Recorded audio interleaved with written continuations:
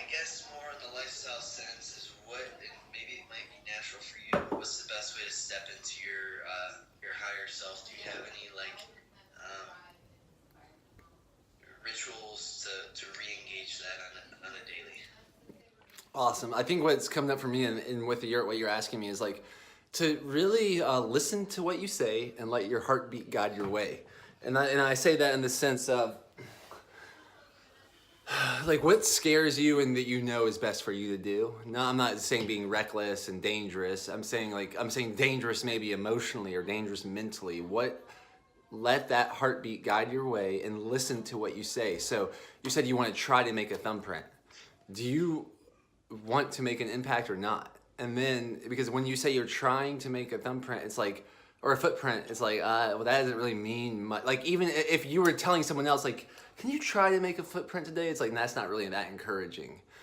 So I would encourage you to speak in a way that's like you're writing the script to your dream life with your words and what you're saying. Because you're obviously, I see you unlimited potential energy, and it's becoming kinetic, and you want to see it even more so. And I think that like really being impeccable with your word, as like Don Miguel Ruiz would phrase that, or breaking normal with what you're saying, and realizing that your words have power, and the way you say your words have power.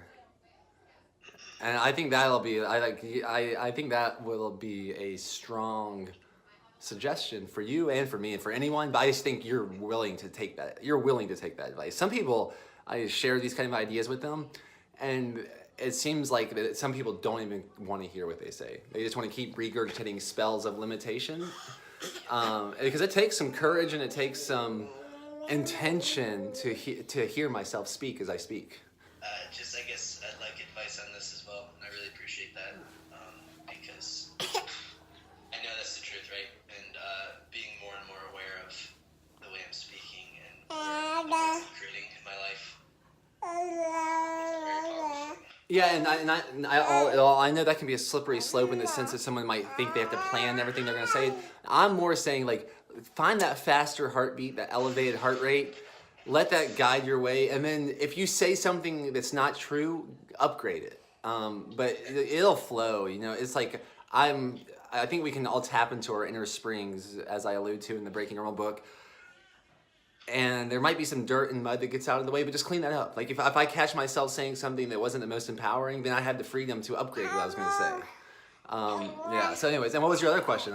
Thank you for this conversation. I'm enjoying it. The other one is breaking free from the limitations that I'm aware that I do. So like, this is something that I was inspired to do. I'll give you a quick little.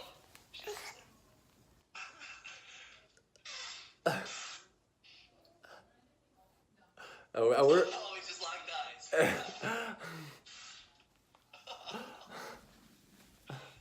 Hey, baby. So one of my things that I'm placing energy to, that I know that I probably shouldn't, is in my life is like women and my need to.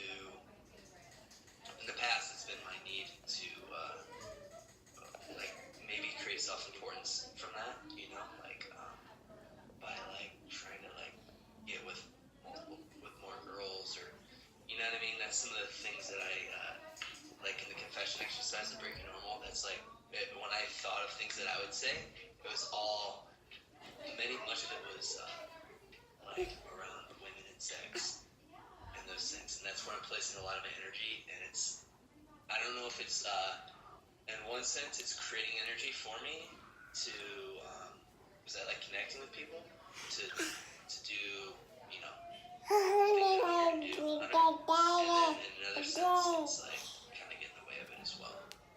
I think it was my very first quantum consultation I recorded. He seems to have an issue with going after women that he's not actually that interested in. And I'll share a story. When I went to Amsterdam for the first time, have you ever been there by any chance? I went to, like, we checked out the red light district, and there's literally like, you could go to the red light district and probably be in awe of 100 of the most like beautiful women you've ever seen. And I'm realizing that with someone that has a $10,000 loan or a $100,000 loan, they could literally have sex with all those women. And what does that mean? What is that? To me, I realize the how some people might be placing the importance of pleasure over their fulfillment. In that moment, I'm like, that, like going after girls or like trying to think I'm ranking some sort of rank or how many girls I can get. It's really, anyone can do that. Anyone, it's not, like a temptation for anybody. And there's something much more fulfilling than that. And when I saw that at the red light district, that was enough for me to realize that. Because I'm like, yeah, I could be in college, I went to Emory University. Arguably, that's what I'm saying, I could spend a whole college career. There's people in Emory that spend their whole college career see how many women they could sleep with. But then when I went to Amsterdam, I'm like, wow, that person could have conquered that dream in like 2 days with the right budget and a Viagra. So I'm like, what does that mean? Like, what does that matter? Anyone can do that. And that struck me. That was like, wow, there's something more important than getting off. Actually. So one action step that I'm taking today, and I was just chatting with my buddy about it, is there's this girl that I'm dating. And I like her. I enjoy being around her and stuff.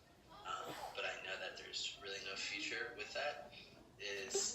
She invited me to like kind of a more type of music thing this Friday. And with that, there's like, oh, you want to take Molly, that type of thing, and I get sucked into that a little bit, right? So I was in the middle of sending her a message when you messaged me, like, I'm listening. Hey, like, it's hard for me to say no, but I already bought my tickets, and I'm actually not gonna come because the voice inside my head says I should, in any situation, right? That's what I need. That's like God speaking to me. Yeah, and I'm realizing like I got another one of these calls coming up, and she's getting a little antsy, and I'm happy that like we connected. That I usually cut it off at 11 minutes, but when I got that phone call, it kind of messed up the timer. What I'm hearing is like that's what maybe my original idea, like let your heartbeat guide your way rather than the voice inside your head. There may be a difference. Like the voice inside your head that's telling you what you shouldn't do versus your heartbeat that's telling you what's best for you. And I think you're gonna find that out. And I think that like really feel into that story about the Amsterdam thing. Like drugs, and I'm not actually anti-drugs or sex or anything, but to make that like the main focus of someone's life is really, there's something more, I think.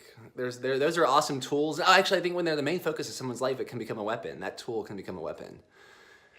And that could be turned the wrong direction.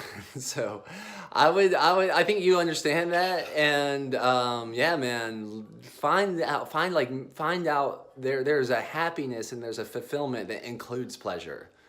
And there's a pleasure that might not include those. And I would go with the happiness and fulfillment that includes pleasure rather than the pleasure that doesn't include the happiness and fulfillment. Run, guan, guan, guan. Run, guan, guan, guan.